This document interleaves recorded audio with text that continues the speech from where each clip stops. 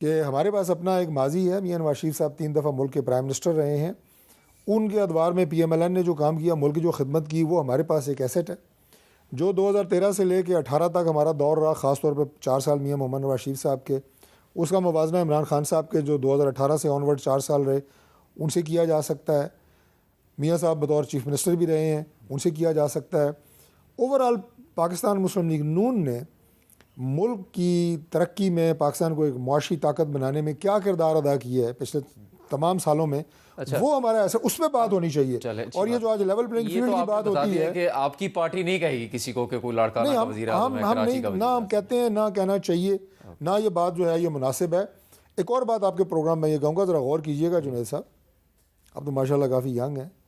جو level playing field کی آج بات ہو رہی ہے اور اس طرح کی تنقیدیں مسلم لیگ نون کے اوپر کی جا رہی ہیں, دو, ایک یہ جناب کہ یہ کوئی فیوریٹ ہے مسلم لیگ نون کو, یہ کہا جا رہا ہے. پہلی بات تو یہ لیول پلینگ فیلڈ کی کہ پچھلے 26 سال میں 1997 کے بعد ایک دفعہ میاں نواز شریف کو الیکشن لڑنے دیا گیا ہے 2013 کا. تو کر چکے ہیں ہم 26 سال میں نواز شریف کو ایک دفعہ 2013 میں الیکشن لڑنے دیا گیا ہے. جو کہتے ہیں نا ماضی سے پتہ نہیں کب سے 40 سالوں سے بیٹھے ہوئے ہیں, وہ بھائی 26 سال جو ہے نا یہ کوارٹر سینچری ہوتی ہے, لیکن اس میں ایک الیکشن لڑنے دیا گیا میاں محمد نواز شریف صاحب کو 2013 کا. دوسری بات ایک سن لیں ذرا یہ بھی کہ 2002 میں یہ فضا موجود تھی پاکستان میں کہ کاف لیگ کی حکومت بنے گی. 2008 میں فضا موجود تھی, شاہ صاحب سامنے بیٹھے ہیں, کہ پیپلز پارٹی کی گورنمنٹ بنے گی.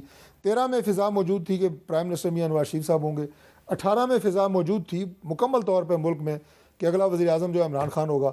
آج اگر 2024 میں یہ فضا دوبارہ موجود ہے کہ نواز شریف چوتھی دفعہ پرائم منسٹر بن رہا ہے, تو نئی بات